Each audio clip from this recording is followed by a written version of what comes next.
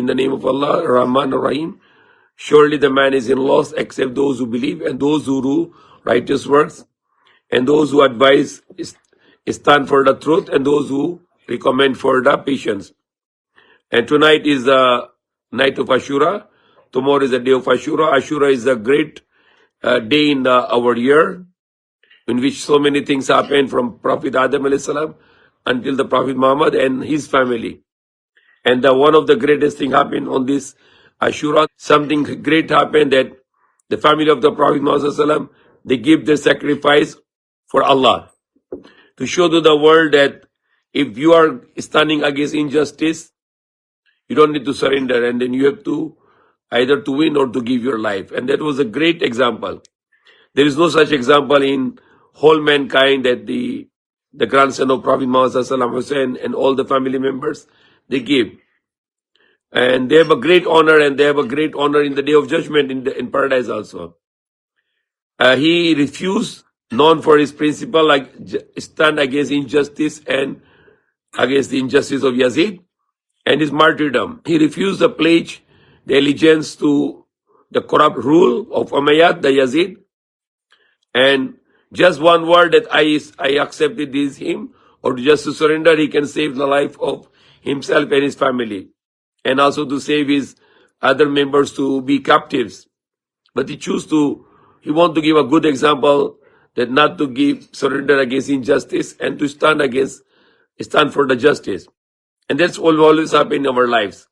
And that will be the great example for us to follow, not to fear or not to be coward, and stand for the justice and always to stand against injustice. Prophet Muhammad was already given this news to him by the angel that your son, the Hussein, your grandson, will be going to be martyred by your own people. Those who say we are Muslims, and they are going to slaughter him because he will not be like others who surrender to the injustice rule, and he will be stand against those unjust people and stand for the truth. I was supposed to speak all this, some part of the story in details, but it's too late. We started now. But what is important thing, when there is injustice, you need to stand up. That is the main meaning or lesson of this story. Like today, who is a Yazid today in the world? If you can want to see the Yazid today. The great Yazid, the evil Yazid in the shape of Netanyahu, the Israel Prime Minister. He is like Yazid today.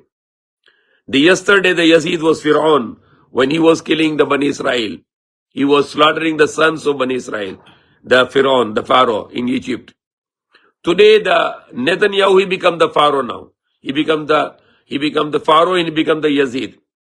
What Yazid did, because he want everyone to allegiance to him, to accept his rule, and which is wrong because he took the throne of his father, which is against Islamic law. The monarchy is refused in the Islamic law. So Hussein, he refused it.